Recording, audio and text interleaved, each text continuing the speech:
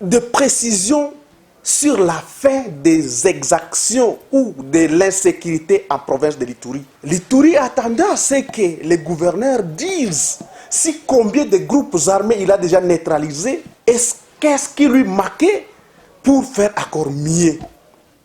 Et fait, l'Ituri connaît maintenant la vraie face de la personne qui gère la province.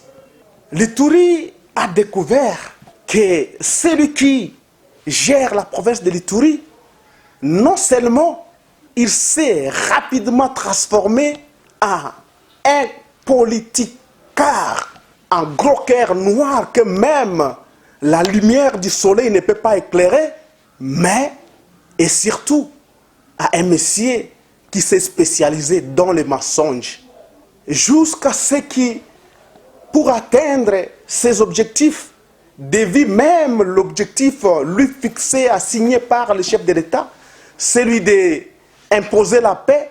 Mais l'Ituri se trouve devant un monsieur qui n'est plus sur cette ligne, mais qui crée la confusion dans la tête des Ituriens, qui crée la confusion en Ituri pour justement distraire les Ituriens et les laisser poursuivre son objectif principal qui est celui de s'enrichir ou chercher de l'argent en province de l'Ituri. Donc l'imposition de la paix n'est plus la mission principale de monsieur le gouverneur militaire de la province de l'Ituri, mais plutôt la recherche de l'argent. Et pour cela, il fait tout pour monter des mensonges et veut distraire les Ituriens. Et heureusement, les Ituriens ont découvert celui-là à travers ces points de presse.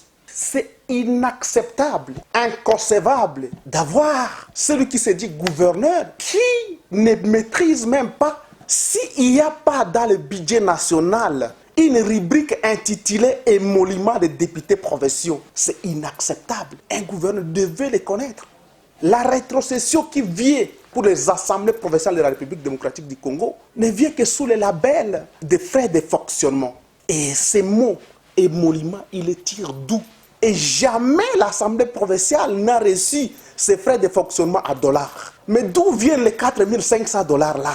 Et je pense qu'à ce niveau-là, déjà les Ituriens comprennent que l'homme s'est transformé en un menteur. Et c'est regrettable. Et le mensonge qui sont montés pour un objectif bien précis, celui de distraire les Ituriens pour lui permettre de s'occuper de l'argent parce que l'imposition de la paix est devenue un problème.